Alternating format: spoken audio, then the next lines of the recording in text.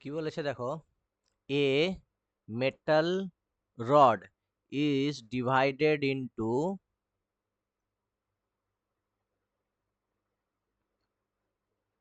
divided into three parts A, B, C.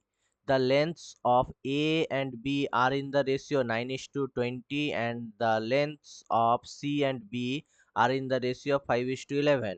If the difference between the lengths of A and C is 10 centimeter, find the total length in semi of the metal rod. ভাবো এই একটা metal rod যাকে তিন ভাগে ভাগ করা হয়েছে A B C.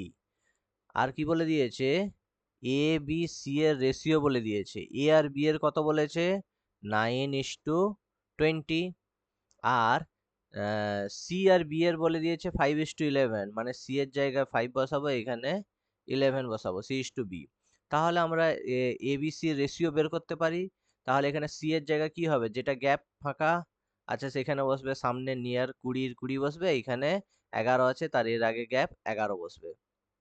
তাহলে এ ratio B ratio C K কি বেরোবে, তাহলে এ বেরোবে 11:9, এই দুটোর মাল্টিপ্লিকেশন হবে 99 ইস টু 20 গুণিত 11 220, আর 20 গুণিত 5 সি এর হবে 100। এবার কি বলে দিয়েছে, if the difference between the lengths of A and C is 10 centimetre, মানে সি আর এ এর ডিফারেন্স কত বলে দিয়েছে, 10 সেন্টিমিটার, মানে C minus A equals to কত, 10, মানে 100 মাইনাস 99 ইকুয়ালস টু 10, মানে 1 ইকুয়ালস টু 10 হয়ে যাবে। তাহলে এ এর লেন্থ বেরিয়ে যাবে কত, 99 ইন্টু 10 990। বি এর কত বেরোবে, 220 ইন্টু 10, মানে 2200। সি এর কত বেরোবে, 100 গুণিত 10, মানে 1000। তাহলে টোটাল লেন্থ জিজ্ঞেস করেছে, তাহলে সবগুলো প্লাস হবে।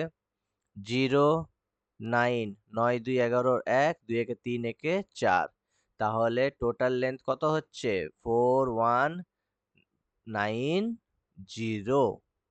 ঠিক আছে, সোজা ছিল অঙ্কটা। ভিডিওটা ভালো লাগলে লাইক শেয়ার এন্ড সাবস্ক্রাইব করবে।